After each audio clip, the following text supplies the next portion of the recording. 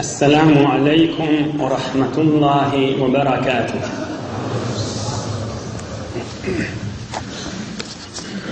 بسم الله الرحمن الرحيم. الحمد لله الذي هدانا لهذا وما كنا لنهتدي لولا أن هدانا الله، حمدا كثيرا طيبا مباركا فيه. الحمد لله عدد خلقه ورضا نفسه وزنة عرشه ومداد كلماته. اللهم صل وسلم على عبدك ونورك سيد المرسلين، إمام المتقين، أمير الأنبياء، سلطان الأولياء، سندنا شفيعنا مولانا محمد النبي الأمي الأمين، وعلى آله وأصحابه وأنصاره وأتباعه أجمعين. لا أسألكم عليه أجرا، إن أجري إلا على رب العالمين. اللهم وفقني لبيان ما يحتاج الحاضرون إليه وما يصلح أحوالهم.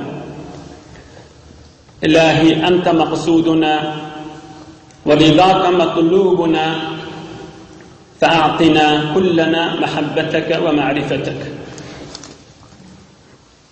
بيكاك الله تبارك وتعالى وتقدس همّاً طاعات عبادت لنذي صالح عمل لنذي خدای için oturuşuklanız ve muhabbetlerinizi ve tamam duayı hayırlarinizi soğuk havalarda, kışın gecelerinde, uzak gecelerin kadrini bilip fırsattan istifade edeyi, dinimiz dünyamız avatlığa sebep olur. Resulullah aleyhissalatu vesselam'ın mübarek siratinden ve yaşayışından ve almalı derslerinden işlertip gelip sana Hudayın izzetine de aktarın inşallah. Huday Teala yurdumuzu parahat edip, vatanımız emniyet bulup, ulemalarımız ve milletimizin ağlı birliğinde yaşayın inşallah.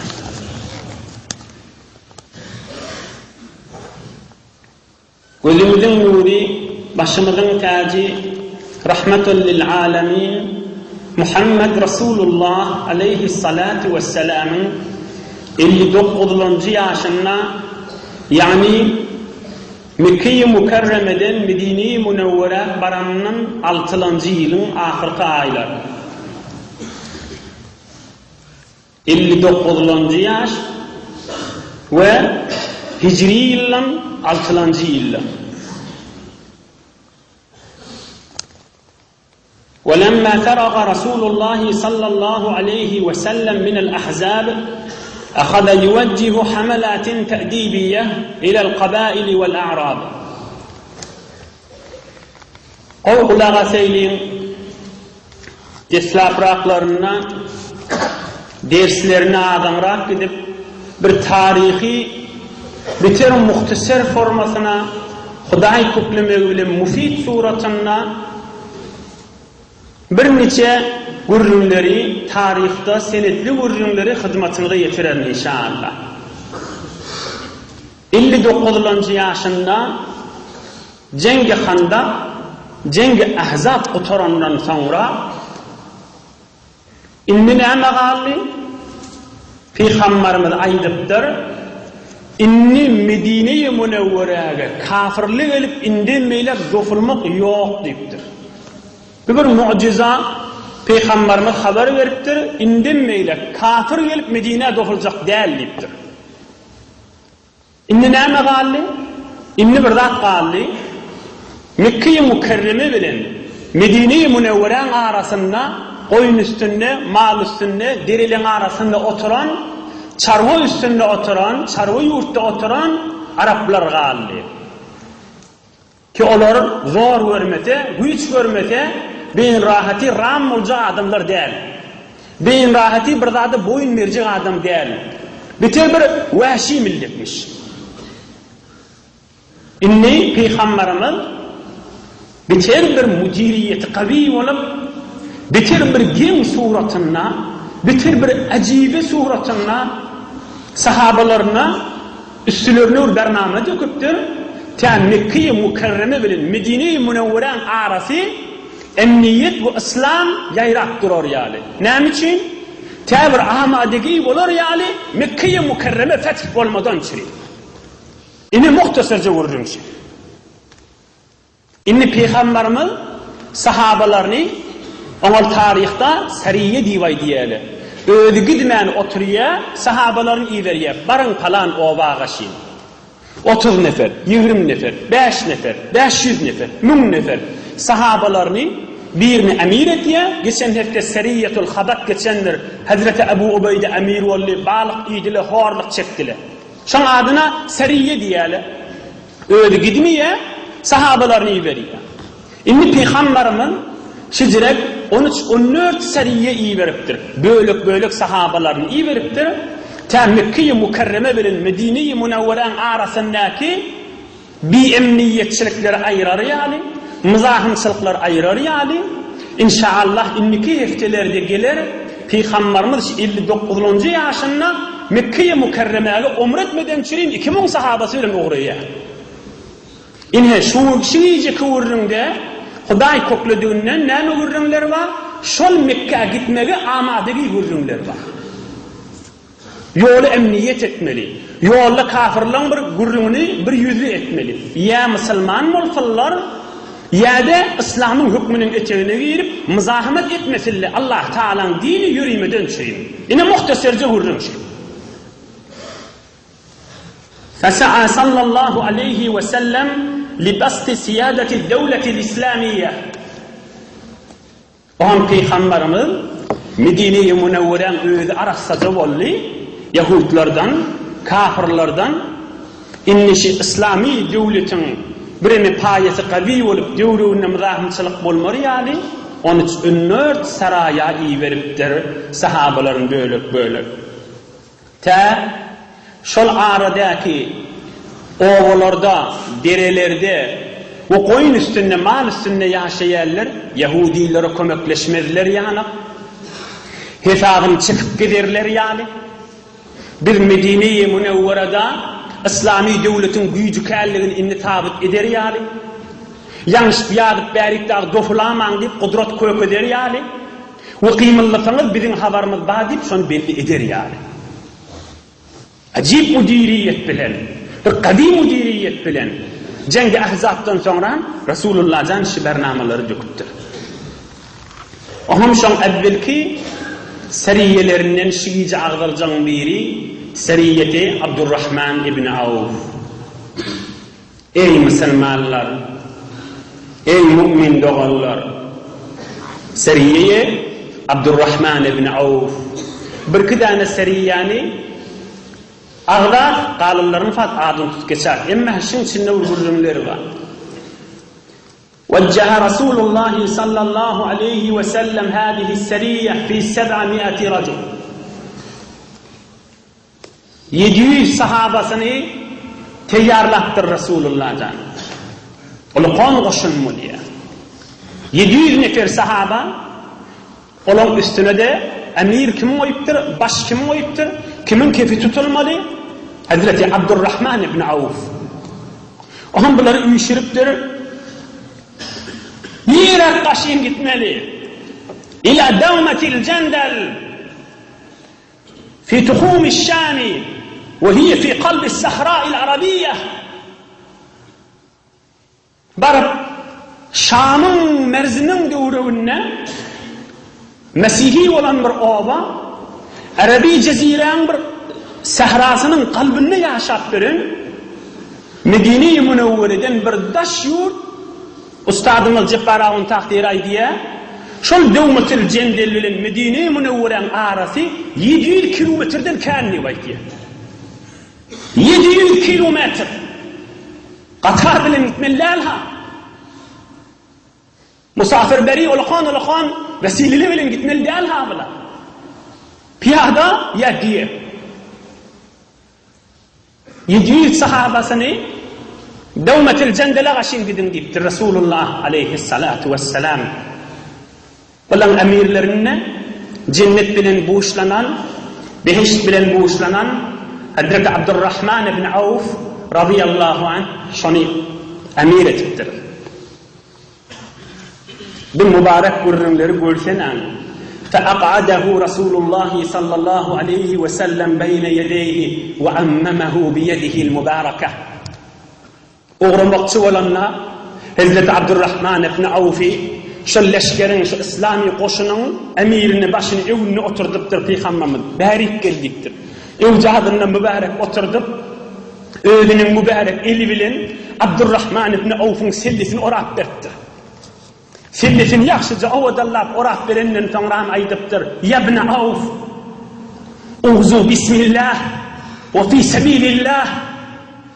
Ey Abdurrahman ibn Avf, senin emir etip iyi veriyen 700 kilometreden daş olan, barıp anırtı Rum hükümeti tuturan yerin beheri yani. Rum'un Arap'ın arasında olan Mesihi olan, Nesari olan yurdu var yani. Ey Abdurrahman ibn Avf, Bismillah deyip uğran. O Huda için cengedin. Fakatil men kefara billahi ta'ala. Cihad et, kafir olan, Allah Teala'nı ve Allah'ın dini tanımayan insanlar bilen cihad et deyiptir. Ve la tegulle, ve la tegdur, ولا تقتل وليدا فهذا عهد الله تعالى إليكم وسنة نبيكم. Sahabaların arasında koşunun içinde hıyanet olmasın. İçinizde birbirine bir vefalık olmasın. Çağanı öldüremen kafirlerden. Cine koşulmayan, ertişin içinde yok denanak degaman. Resulullah can huzurtayın murabbiye beşeriyet sahabalarına terbiyet verip Allah Teala yoldaşınız olsun deyip yola sarkıtır. Sellesini orap verip Bismillah deyip uğran, Huda için cihad edin, birbirinde hıyanet etmen, birbirinde vaadini bozman, çağa değmen, cene şirket etmeyen denanak değmen, şeyittirip sahabaların yola sarkıp ahirine daydiptir. Huda'nın senin boynuna dahan dadi ve Resulullah'ın yolu şu deyiptir. Bismillah uğra verin. Kaç kilometre? Belki 700 kilometre. Peygamberimiz onlara emrediptir iğrinlerine. Ey yasiru minel leyli. Ne kadar zahmet çıkıptır şu insanlar. Sahabalarına aydıptır. Gece yol yürüyün, gündüz bukunup yatın deyiptir. Fakat gecelerde yol yürüyün deyiptir. Gündüzlerde hareket etmeyen deyiptir. Şapra olan gece gidersiniz, günlüğü ağlarsınız bir yerde. Hasan geçirmeli bu bölümleri. Bu çölü nacire geçirmeli. Bu kabir nacire geçirmeli. Bilin oğlan uşakları var ha. Bilin zindagisi var ha. Peygamberimizden ne kadar kaygı olmalı şey. Hasan ne olup gelmeli sahabaları. Şunun da hemmetinin oğlan uşak Resulullah'ın ağzını özdeşvetiyle. Resulullah'ın yüzünü özdeşvetiyle. Ne kadar gayret ettirli bir insanla. Ey cavan dost, zahmet çıkırıptır ha dininden süreyim. Gayratlar ediliptir ha bir dininden süreyim. Oğul gıydan geçiliptir ha bir dininden süreyim. Ahçı böğür koyup rahatça Allahu Ekber deyip namazımı okuyuyordu. Çayşımını hiç aradağını tutuyordu. Ama adaca çarpışıyordu. Oğudan Kur'an-ı Kerim cildi var, sefhesi var. Öğretiyen var, öğreniyen var. Kur'an-ı Kerim levhun üstüne koyup okuyuyordu. Hep gayratlar ediliptir hamından süreyim. Çeşimra az gayru gayret duhte, hemçe ateş hoşkı terra suhte, yarım gerdanet terasra ançenan, ki kunet ahengi avce aseman. Bir loğurdap bariyen ot yana, düşman çıktın, dost çıktın, onun işleri yok, bernamaların evi kaşın alıp bariyada. Evvelin fırsatteyi ki Medine-i Münevvere saf olli, Peygamberimiz derro 700 kilometre daştakı olan yurda kaşın sahabalarını iyi verdi. Yavaş yavaş indigeler devrevi pak bolluğu içe, devrevi saf bolluğu içe Resulullah sallallahu aleyhi ve sellem dünya boyunca padişahlara nama yazıp başlayacak ondan meylak. Müdiriyeti var. Hadir devruğu saflavati. Hadir devruğu paklavati. Ama dünya boyunca var arastıca bir yurt, arastıca bir İslami bir obadan şehir olandan sonra dünya boyunca padişahlara, emirlere, hallara, vakit hudalara nama yazıp Allah Teala dinine temenne girmeli olarsanız deyip de Resulullah Aleyhissalatu vesselam nama yazıp başlayacağının mukaddemeleri dağılar. Sallallahu aleyhi ve sellem. Allah Teala onun için emrettir bir de ol Resulullah'ın adı yertetir salavat okuyun deyiptir. Elbette vazife bilinçliğin. Zahmet çıkıptır. Yani zahmet çıkıptır deyip geçivereyler üstünden. Fakat şuun kuvurun öğrenilen sürün bir durmalı şey diyeceğim. Piyada, diyelik, bark uğramalı, oğlan şok, onu sellorap verip, bir şmahal neyme diye, hacı alçık olunda o odallar etiyen işlemir de. Ya bir ahuncan almanı töküt diye, ustadı sellorap veriyor. İmme bilir sahabalarını Resulullah Aleyhissalatu vesselam, in hacı var yana, dayağı durun, gayrat edin, Huda için olun, Allah Teala'nın adını tutuk edin, Huda için cihad edin, hıyanet edamam deyip sellorap verip, bunlar dehemmesi hoş Huda için, din için, onun şoğlayan hoşlaşıp çıkıp gitmeli. Nece aydan gelmeli bunlar? Hasan haber gelmeli bunlardan. Ona ne etmeli? Beyik yaradan Allah'a tapşırıp gitmeli. Beyik Allah'a tapşırıp gitmeli.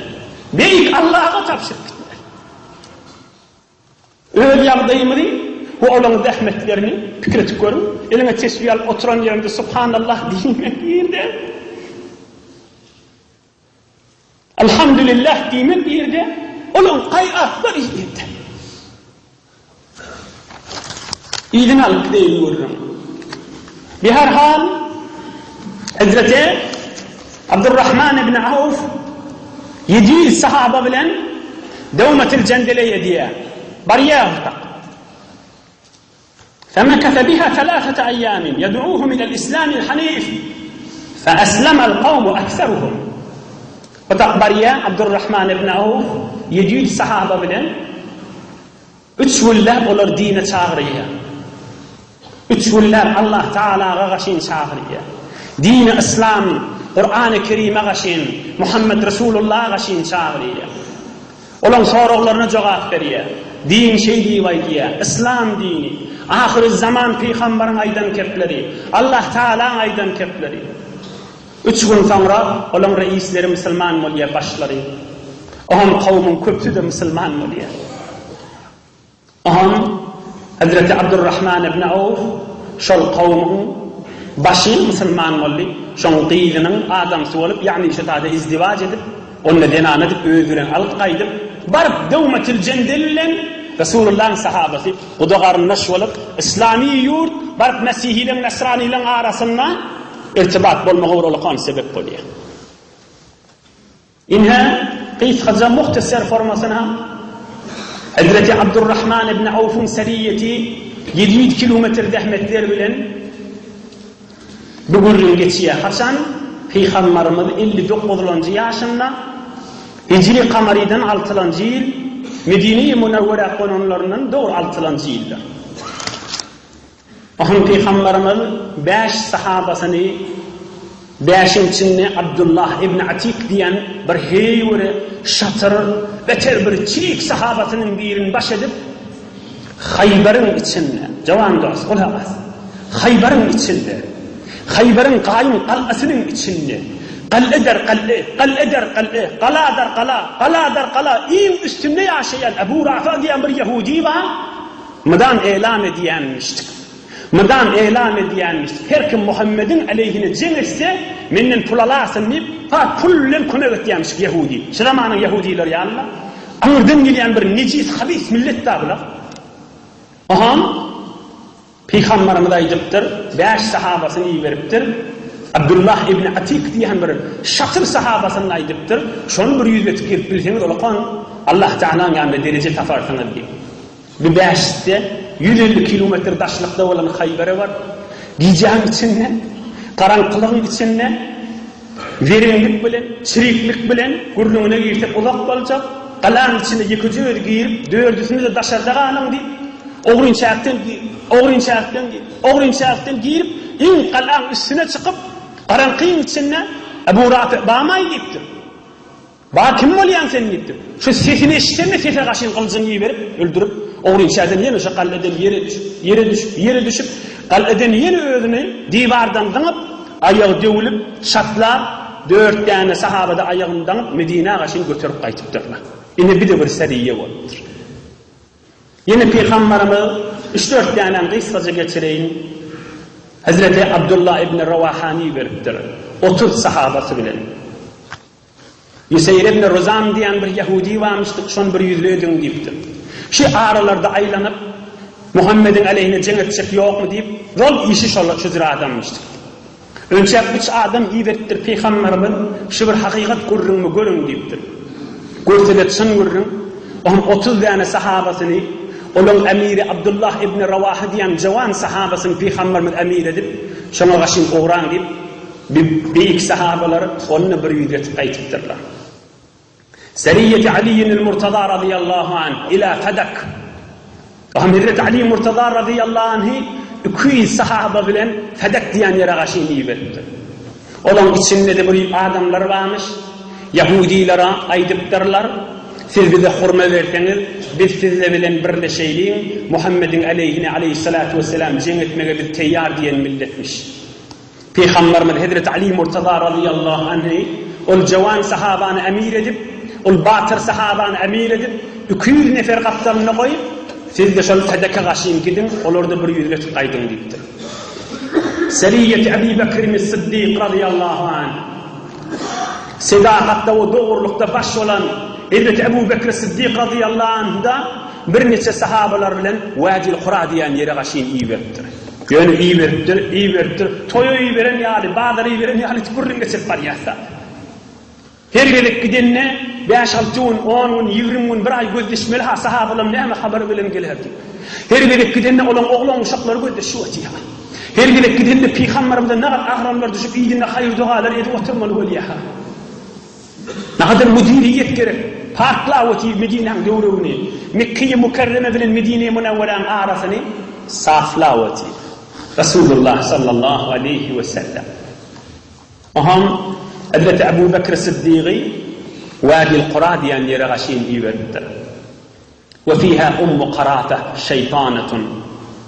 Onun içinde Qarata deyip bir şeytan heleyi varmış. Mal mülkü kelmiş. Oğlanın şoğuna ve beyleki adamlara kan mal verip her kim Muhammed'i öldürse cahide verecek diyen bir bedbaht zenanamıştık. Başı katibi, başı işi yokmuş. Peygamberimiz ona da Ebu Bekir Sıddık'ı verdir bir neçe sahabeler bilen onu barıp öldürüp ve başkalarını İslam'a kaşın çağırıp saflaq kaydıptırlar. Seriye-i Ukaşa, Seriye-i Zeyd ibn Haritha, Seriye-i Ebu Ubeyde ibn Cerrah, Şeceret 13-14 seriyeler Medine-i Münevvere bilen Mekke-i Mukarreme'nin arasını saflaq, emniyet ve İslam kan yerleri yayırıya. Aham şolun içinde bir seriye veliye Muhammed ibn Müslim'e şolun içinde kârrak dersler olan sana şolun gurruna gereği. Seriyeti Muhammed ibn Müslim'e radıyallahu anh ilal Qarta ala mesafeti 7 leyalin minel Medine'til Münevvera. Peygamberimiz Muhammed ibn Müslim'e diyen sahabaların içinde bitir şucaatlık bilen ma'ruf bir cavan sahabamış. Bir neçe 30 nefer 30 tane cavan oğlan kaptanından verip Qarta diyen yere barın gittir. 7 gece günlük yolmuştuk Medine-i Münevvere'den. Ona barıp onları İslam'a çağırıp bir yüzlü edip Resulullah'ın buyruğunu yerine getirip geliyor hala yolda bir adam tutup esir ettirler. Kim? وفي طريق عودتهم أسروا ثمامة. ثمامة diyen bir adam tutuptırlar. ثمامة kim? Allah Teala köprüme bilen وقد كان خرج لاغتيال النبي صلى الله عليه وسلم. Öl yurdundan qaydanını uğrayınçacık köçöd geliyen adammış. Bunu memuriyet etiptirler. Resulullah'ını terör etmeden süreyim, Muhammed'i öldürsen sana caydan mı deyip, hamana hiç sattan haberdi de oğru inçak geliyor da, yok öyle. Bir fırsat tapıp Peygamberimizi öldürmelimiş. Yollamını tutup, esir edip, getirip Medine-i Münevvere'ye, Resulullah'ın mescidinin sütününe dank koyupturlar. فخرج إليه النبي المصطفى صلى الله عليه وسلم فقال ماذا عندك يا سمامة Ağam Peygamberimiz mübarek otağından çıkıptır, görse Sümame sütunu dangıglı. Olal qaydanda näme niyet bilen qaytdy? Peygamberimizi öldürerni qaydan adam. Ey Sümame, näme niyet bilen gelýärdin sen nitdir? Näme urrun ma ayıp göreýin nitdir? Sümame aydypdyr. İndi hayır ya Muhammed, yok diptir. Hayır diptir, men hiç men başka maksadım yok diptir. Men aylanıp berdim diptir. Aham Peygamberimiz hiç sak diýmändir. Emme Resulullah'dan keramat bilen, mucize bilen, on yüzü gözünden aňypdyr şulardan musulman bolmagy hewes. İslam'a girdi, giramally, yani ýaxşy niýet we pikir bilen aýdypdyr. İcma'u ma indakum min ta'amin fab'asu bihi ileyhi. Enelerimize aýdypdyr. Öýde näme nahar var bolsa, hurma var bolsa, Sümanaň öwüne iberin dipdir. Beter ýejen adam, goý näme öwüne goýun goý ýesin dipdir. We bir hewer süýtli diýede getirin dipdir, maýa getirin. Şol ertir akşam çalynyň o agyryndan berim, Sümanaň baky berin dipdir. Ina tamam etip bilýärmi işini? Doğrulygyny etip bilýärmi işini? Bir kafir adam edip atýar. O da Peygamberimizi öldürecek bolduran adam. Peygamberimizi öldüreyip gelýän adam. O da bir kavmda birce neferin görýän ha. Birce nefer ha. Şol musulman etdik, birce nefer musulman boljak. Onu tuturun Resulullah janyny tuturun ýaxşylygyny öýtse. Ahlakyny öýtse. Zenanalaryny näme diýýär? Gariplik ýagdaýy bilen. Hazreti Ayşe radıyallahu anha enemiz aydiha bir aýla wagt geçirdikadi, öýde bir gelip ot yanmardy diýe. Hurma su, bir gelip kişi çıkmardy öýmeden diýe. Şol öýden çykaryp atýar. Öýde näme bolsa iýerim Sümama gaşyn dipdir.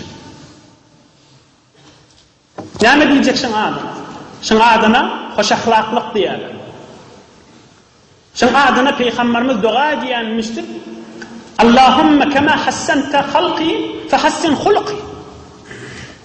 Hudaýa, men gözümi ýerine goýupsaň, gulagymy ýerine goýupsaň, agzy burnumy ýerine goýupsaň, men el aýagymy ýerine goýup men owadan adam etişiň ýany, Hudaýa men ahlagymda gowy bolsun diýenmişdik Peygamberimiz. Ahlagy ilmimizin içinde ýekenler. Ýöne bir Resulullah hadisini şu barada okuýaýyn. Ulum millet fikretýär, bir adam salam aleykum bolanda şoňa hoş ahlak diýýär. Oňa diýilýändir ha hoş ahlak. Kim ya purrurak bolup, ya ýüzi açyqrak bolsa, hatda denanalardan bihayarak bolsa, salam beriberse, taniýan, tanymaýan erki adamlara da şoňa hoş ahlak diýýär. Oňa diýilýänler. Hud Peygamberimiz mübarek doğduğunun arasından çıkıp hoş ahlaklığı düşündürüpdir Peygamberimiz. Hoş ahlak adamın 3 tane ýagdaýy vardır dipdir. Näme? En tafu ammen zalemeke, en tu'tiya men harrameke, en tasila men qata'aka. Hoş ahlak diýdigi bir adamdır. Sana yamanlyk etse, sen ýaxşylyk etsen. Bir. O sana eýet berýär, sen hakyny aljak bolup durmaýan. O sana eýet berýär, sen hakyny aljak bolmaýan. Hoş ahlakyň bir alamati şey. İkincisi, tu'ti men harrameke. Ol sana zat iyi berjekkäden, ol sen ayağından atıljakdan tarap, sen de onu kaldırjakdan, şuna hoş ahlak diýer. Hala tarap adamsy bolsun, hala zenanasy bolsun, hala gaýnynysy bolsun, hala öz içerisindäki adam bolsun, hala hemsaýasy bolsun, hala her kim bolsun. O ona yamanlyk etýär, o da ona ýaxşylyk etýär. O ona zat geçirjekkäden, ona zat eltjekden. Wa tasilu man qata'aka. O aran kesjekden, kepleşjekkäden, senle kepleşjekden. Şu üç ahlak her kimde bolsa şol adam hoş ahlak diýipdir. Hoş ahlak bolanda näme? Kıyamatda iň hisaby yeňil adam şu üç zat eden adam. Hem hoş ahlak adam tursun cennete kaşın uğra versin diyilenle şıla adamla uğrayacak. Hesap kitabı ya yok ya yenilecek olacak adamlar şıla. Ya Resulallah sana en yakın adam kim deyip derledi Peygamberimde? Hoş ahlak adam bana en yakın adam deyiptir. Taraf zulmet ya, sen zulmün innemen kavuluk et ya. Taraf sana bercekkâden, sen ne bercekkâden. Taraf sana aran keşşekten, kitlişekkâden, bu husus karınlaşından. Seninle ayıpta var ya, kurvalıkta var ya, görünce salamlaşyan, kıçılyan yanık, kıçılmaz. Resulullah ahlakı öğretiptir bile. Üstünde kan durmayın. Peygamberimiz Sümamak näme deyiptir? Oğlan uşağına, benanalarına deyiptir. Öyde näme nahar olsa sana iyi verin deyiptir. Kafir adama, Peygamberimizi öldürecek bolup duran adama. Biz de Müslümanlarsa, biz la ilahe illallah Muhammed Resulullah diyasa. Erti olupdur. Peygamberimiz Yuşas'tan Sümamak'ın yanına baktır. Ey Sümamak näme haber bilen geldin deyiptir. Edip zün kıyar. Sümamak aydıptır. Hayır ya Muhammed. Yok o deyiptir. Beş edafa haberim yok deyiptir. Yine bu burun qalıptır. Öyde näme nahar olsa, hurma olsa, su olsa iyi verin deyiptir. Üçüncü umurdur. Faqala sallallahu aleyhi ve sellem ma indeke ya Sümamak. Näme haber bilen geldin deyiptir.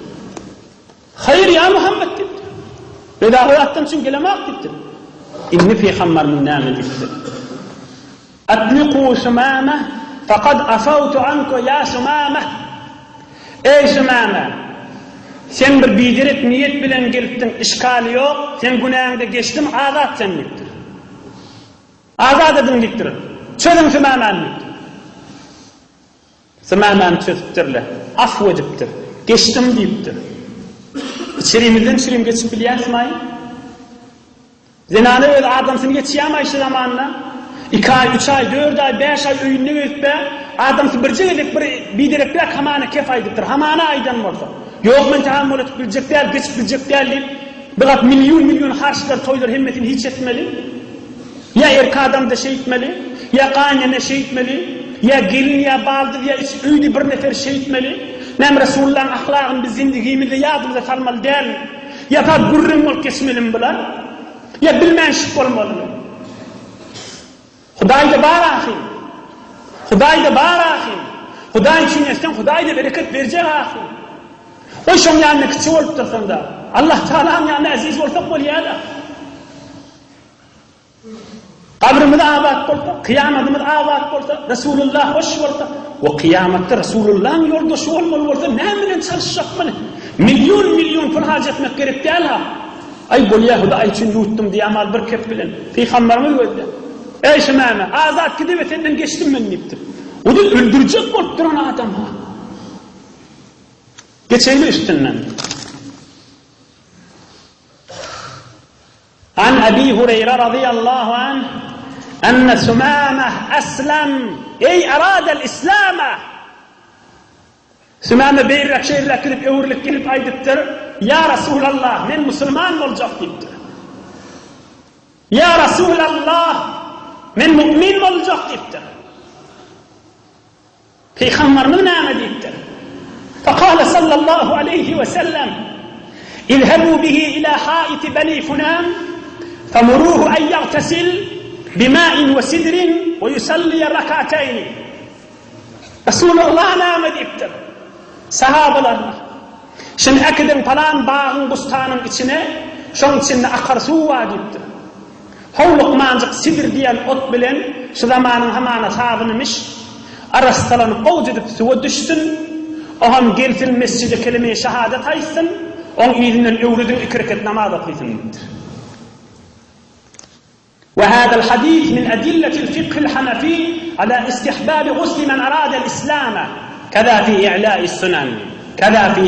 السنن Şu gurrunun üstüne şu Sümamak'ın gurrunu Ebu Hanife delil edip aydiye mezhep başımız bizim merca taklidimiz Hazreti Ebu Hanife radıyallahu anh delil edip aydiye men şu hadisten şu peygamberin hükmü bilen hükmettiyen ya Ebu Hanife her kim Müslüman olacak olsa o da kafir olup Müslüman olacak olsa bir gusletmek mustahapmıştık, sevaplı zatmıştık, avzatmıştık diye. Fıkıh Hanefi'de bizim hükmümüzün içinde de şey. Bir kafir adam Müslüman olacak olsa Qawlar evvel bir suwa düşte barının qaw olacak. Hazreti Sümeyme'ye Peygamberimiz aytıptır, Müslüman olacak bolyaptır. Akidin suwa düşsün, gelsin kelime-i şehadet aytsın, 2 rekatda namaz okuysun. Yine bir kıysacık bir görünme, yine bir adam Müslüman olacak bolupdur başka bir zamanın içinde. Ona Peygamberimiz aytıptır, اغتسل بماء وسدر واحلق عنك شعر الكفر رواه الطبراني ورجاله ثقات كذا في مجمع الزوائد. Başka bir Müslüman olupdur, Peygamberimiz aytıptır. Evvel barda guslet diptir. O arastalan diptir. Saçında kafirliğin saçına mendiye onu fiil, o ham gelmeyen yanında kelime-i şehadet aytıptır. Vahlaq anka şa'ral kufri. Kafirliğin saçına mendiye saçınma, onu ayırdı gelmeyen yanında kelime-i şehadet ayt, Müslüman olupdur. Bir her hal, kıssacık ders aytıp üstünden geçeyim. Sümeyme Müslüman oldu. Gusletti. Arastaca oldu. Yani ne? Yani işi. Görüldüğümün yani işi. İslam dini hem daşın arastalı ve hem için arastalı diye bize.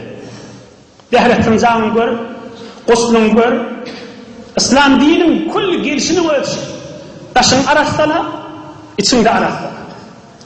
Din İslam'da yani Allah Teala'nın yanına çiğvin çercesi olmaz.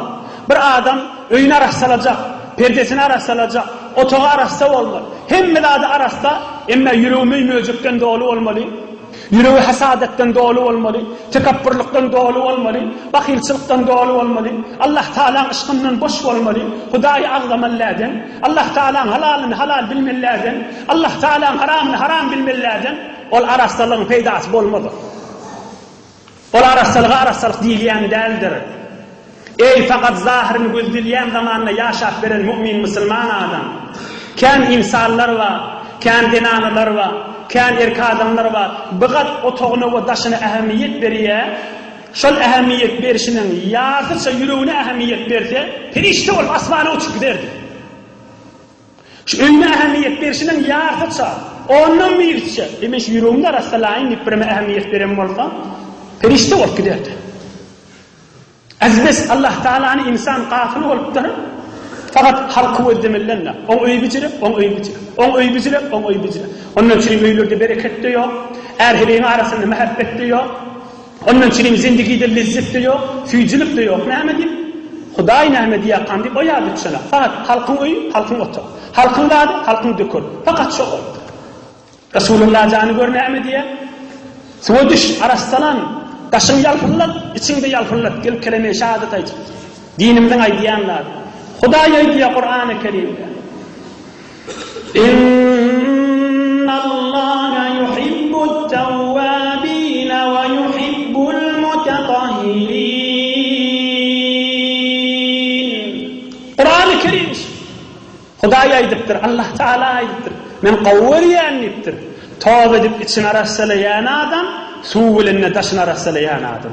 Yuhibbut tevvabine, tövbe edip için arasalayan, ve yuhibbul mutetahhirine, suğulinne taşına arasalayan. Şöyle adamlar men kavvariyaniptir.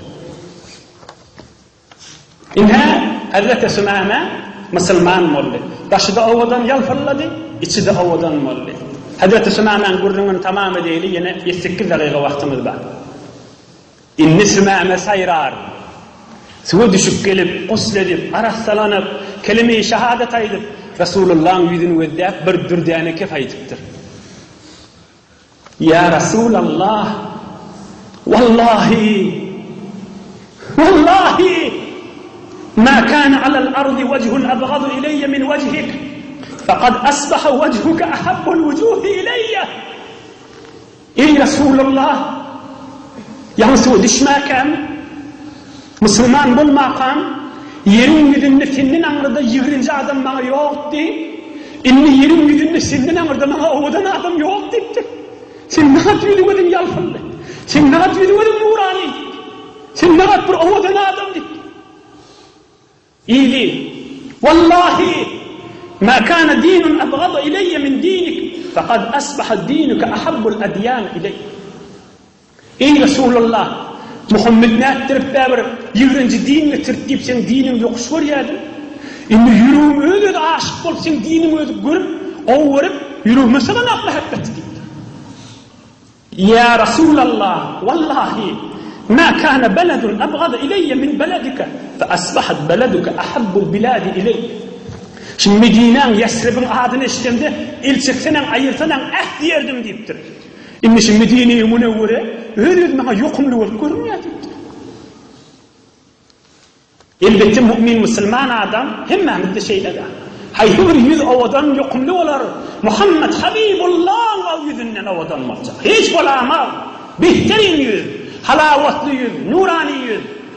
Resulullah Aleyhisselatü Vesselam. Haysi bir din muhu olacak Resulullah'ın getiren dininden. Haysi bir şehir kuhu olacak Resulullah'ın yatan şehrinden. Ondan söyleyeyim ama Medine değil mi ya? Ne değil ya? Medine Münevvere diye. Nurani olan şehir değil ya. Onun adına Tabeh diye. Onun adına Taybeh diye. Resulullah'ın şehri. Pak şehir. Arasında şehir değil. İnne usledip iman kelimesini aydıp biz hayramanıdırdır Hazreti Sümame. Ne kadar yüzün ovadan, ne kadar dinin ovadan, imanın ettiğin işi de. Allah Teala'nın muhabbeti hakikaten insanın kalbine düşse bulyan yağdaylar şu. İyiliğine olağan. Ya Resulallah, men odan sana karşın kayıttım, ondan sonra Mekke'ye gidecek, umre etmek yardımda vaciptir. Umre'nin geçim geliyecektir. Müslüman oldu, bir tane sözler aytti, tarihte sebep olan gürrünleri, o hemen umre edecektir, icade olsa. Peygamberimiz icade ettir. Umre ettir. Umre'nin yoluna gittir. Hazreti Sümame, Mekke'ye Mükerreme'ye karşı Müslüman olup, umre akşettir. Umre demane gittir.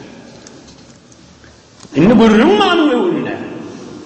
Mekke'nin adamları hiç o Sümene'ni tanıyalı belli bir buğday satyan o geçiriyen tacir adam. Barıp Yamame'den gelen adam. Mekke-i Mükerreme müdam irtibatta olup duran yurdun adamsı de. Nahilli barıp lebbeyk Allahümme lebbeyk lebbeyke la şerike leke lebbeyk deyip kıyıgır keskitmelha kafirle arasında. Hazreti Sümame Mekke-i Mükerreme'ye karşı ihraminen giyirip ses edip لبيك اللهم لبيك لبيك لا شريك لك لبيك إن الحمد والنعمة لك والملك لا شريك لك أنا أعطيك أغراء كافر لدشنا لك من ديره دنك الله فأخذته قريش فقالوا لقد اجترأت علينا أنت السبوت يا سمامة يورد جرأة الآدم ده سين نبتر سين تعالي ولويت تنسلنا نبتر Necirip cüret gelip benim yurdumun içine, Kureyş'in içine, Mekke'nin içine bizle kıyıp gelen Muhammed'in iyiliğine düştüğünü belli edip Sümame aydıptır Eslemtu ve tebi'tu hayra dini Muhammed sallallahu aleyhi ve sellem. Hay berekella Hazreti Sümame radıyallahu anh. Hudayın ruhun şad etsin yürüyüşü şiiceden süründü orada. Şahtır inşallah. Adam dinine kaim olsa Adam dinine mehkam olsa, Hudayın buyruğuna kaim olsa aziz bulayan ha. Onun yüzünü verip, Hudayın pardını etberip, hem o tağiyetinin yüzünü özdeşip, hem danışgayetinin yüzünü özdeşip, boydaşının yüzünü özdeşip, aynen ondan utanırım deyip, Allah Teala'nın pardını etberiyen adam zelil ol kalacakmıştık ha. İmme, barakallah, coğan olup da, imanını o düşününden sonra, dinanası bile, Teleki yoldaşına aydiye Allah'ın dini şey. Şizire olsana gelip müminin katlaşarsın. Yoksa da her öyle yol ölen olsun niye? Berekillah. Çekip bilsen çek onu. Yoksa onun idine düşme. Yüde alma. Her hefte şu vurduğunda geliyor. Yüde almak gururunu. Hazreti Sümame ne mi deyiptir? Teali yola girema deyiptir. Behterin dinin içine yerdim deyiptir. Muhammed Resulullah'ın dinine verdim deyiptir. Ahamını tutup öldüreyleyin gittirle kafirler. Fakale qail da'uhu feinnekum tahtacun ilel yemame. Bunu öldürsek buğdaydan ağlar, çörükten ağlar, Yememen adamlar biz bilen mamuladan ağlar deyip Hazreti Sümeme'nin rahat değmeni öz erkine koyutturlar. O da umresini edip yine iyiliğine öğürlük kaydıptır. İnha Serihiye Muhammed ibn Müslim'e radıyallahu anh onun içinde Hazreti Sümeme'nin esir edip kelime-i şehadet aydıp, Resulullah canın mehabbeti bilen, hoş ahlaklığı bilen, oham qusd edip, Müslüman varıp, oğudun dürdiyaneti aydıp, oham da umre edip, fasile geçen arada. Ay Müslüman olandan 10 yıl geçiptirin, iman yaxşı kalbini giyirip bedenini ornaktır, inni mekam adam da bir daha. Müslüman bolaqana Mekke'ye gidiptir, qayimda duda dininden çıkıyor. Hudaýyň fardyna, Allah Taala wajib eden wazifesine, Allah Taala haram eden gadymna, onun ýüzüni görüpde, Hudaý Taala rezaýatynyň daşa düşägamaýdy. İnşallah inniki heftede şu Mekke-i Mükerreme bilen Medine-i Münewwere arasynda Resulullah öýüpdi bir 300-400 kilometrelik yere sahabalar bilen gitsek, o ýerinden fursat bolsa, Peygamberimizin öýüdi 2000 sahabasy bilen Mekke-i Mükerreme'ge umre etmeden süren gaýtjak görünlerini Hudaý köprüdünden hyzmatyna ýetirer inşallah. Bir alhamd kul huvallah Suriye Falaq ve Nas baş okuýaýyn. Bütünlüğün ruhuna bagş edip dinin vatanında dua eder inşallah. Okuýber.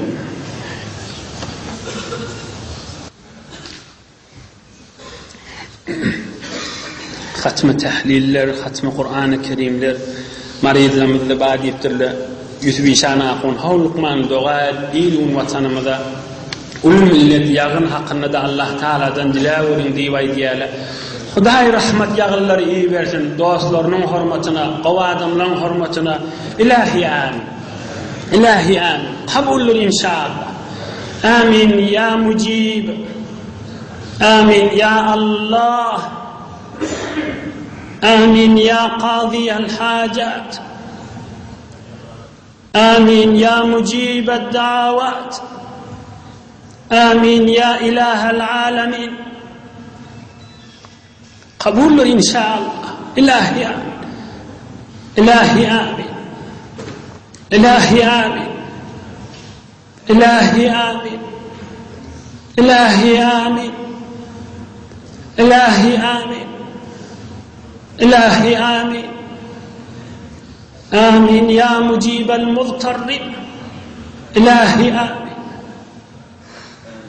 يا رحمن أغثنا إلهي آمين إلهي آمين برحمتك يا أرحم الراحمين ما شاء الله يولدشتمız da yardımdan çıkar. Bak.